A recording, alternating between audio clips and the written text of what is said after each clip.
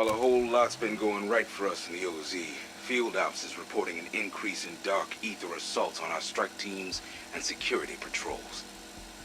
It's almost as if the infected are changing up their tactics. They're starting to ambush our people with heavily armed undead hordes. Well, maybe horde isn't quite the right word. That implies a lack of organization, but the reports I'm seeing refer to specific combinations of enemies.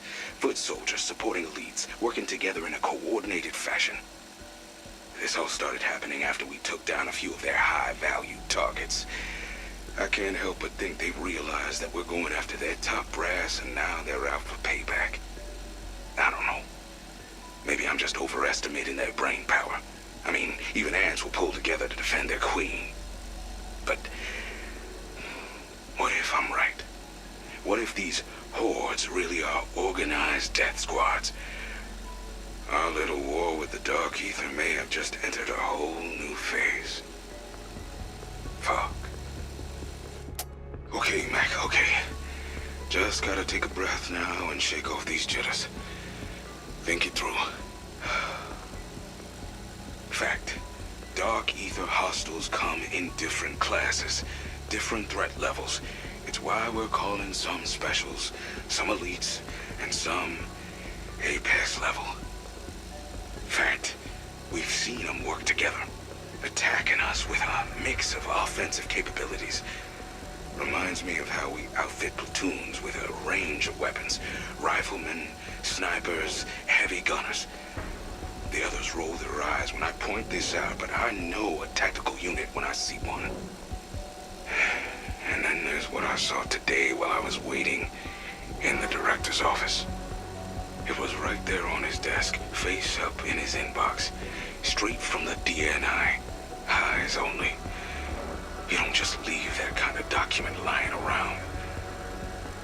Was he testing me? Anyhow, the memo confirms what I've been trying to warn them about. They know there's a top dog on the other side. Some kind of entity in charge of the rest. So why aren't we talking about that? Why aren't we making plans to take that damn thing out? Gonna have to play this cool. Act like I didn't see nothing. But I sure as hell did.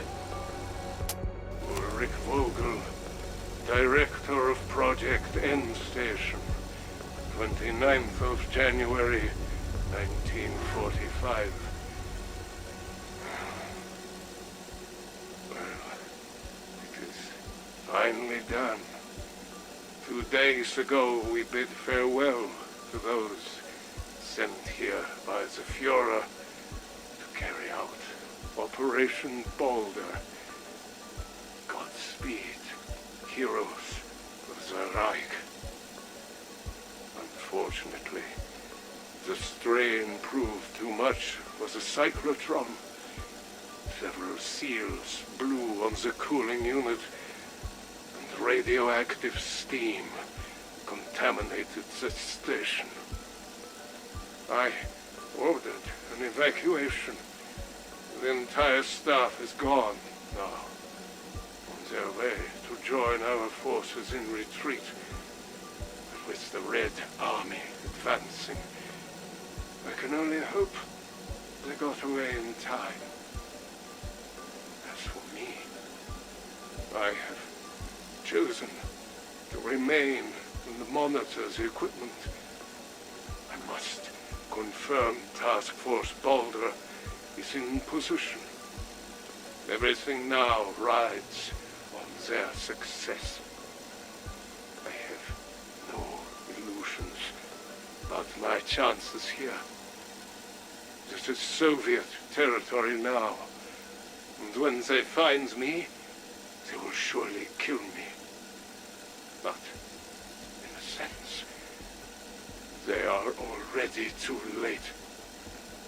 I, alone, have secured the future of our nation.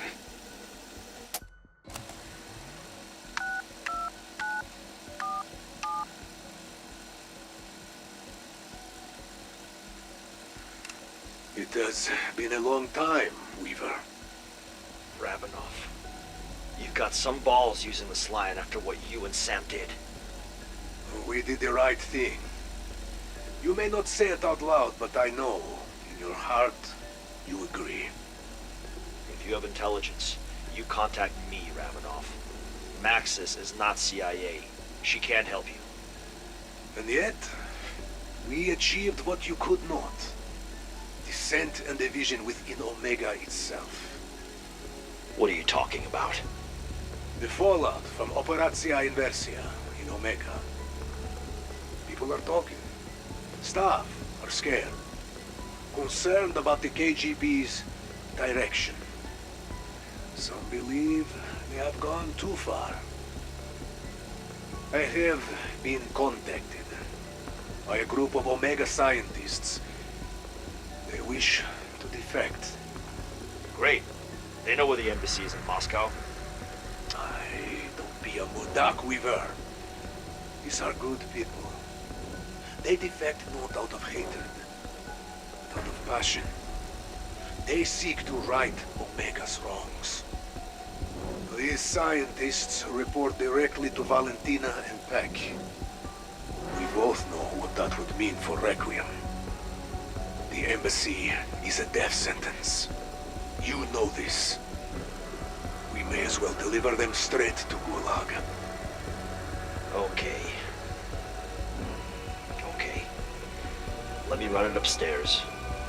I'll be in touch. Oh, and Ravenoff, don't ever call me on Sam's line again. Ravenoff, can you hear me? Loud and clear. What news from upstairs? We have a green light. Хорошо, Налости. Good news, indeed. I knew you would see things my way. Here's the deal. First, I need names, ranks, ages, breakdowns, and all the defectors, and their roles. You will have it. Next? Next, the scientists that travel to the Ural Mountains will use my strike team for evac while they're in the OZ. It will be done. When the scientists are in position, I will contact you to provide extraction.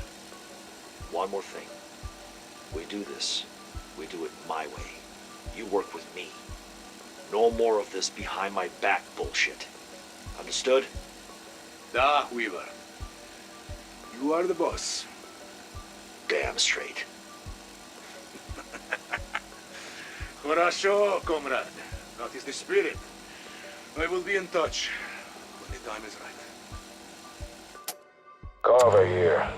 If there's one thing I've learned from Operation Threshold, is that you know how to take down the biggest and baddest the Dark Aether has to offer.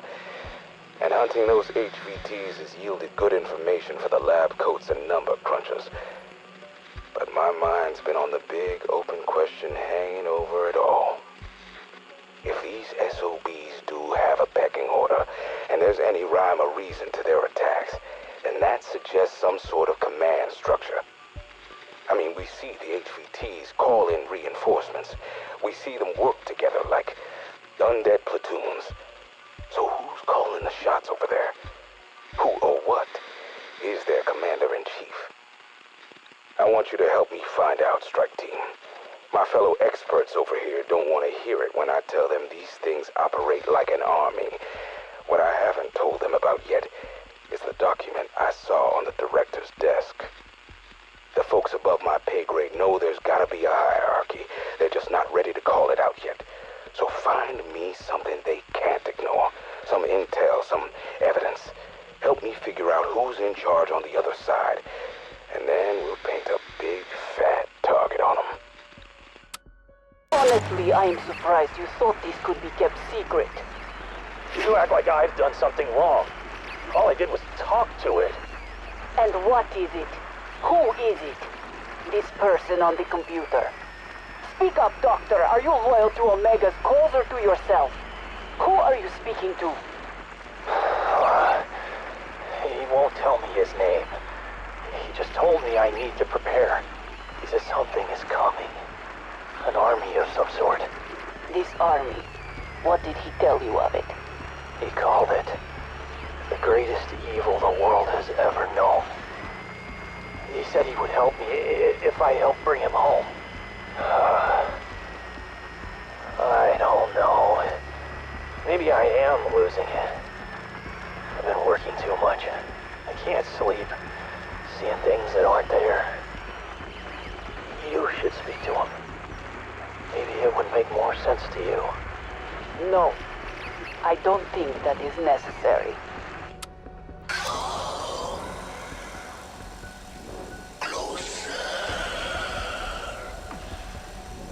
Do not be afraid, my child.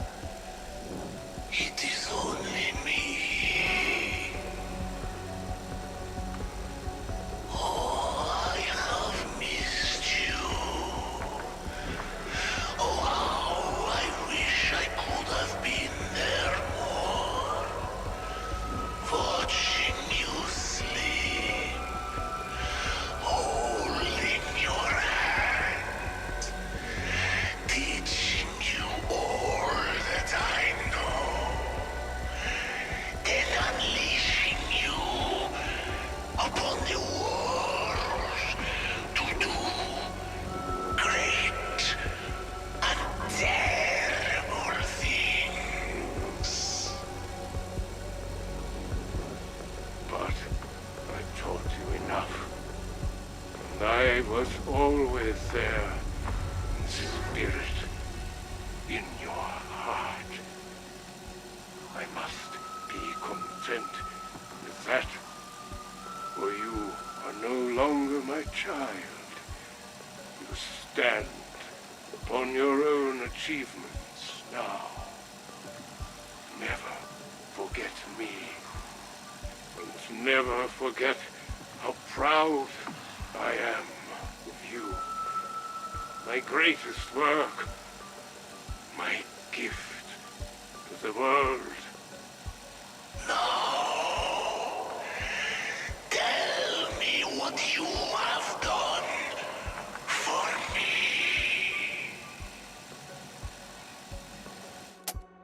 Oh, my friend.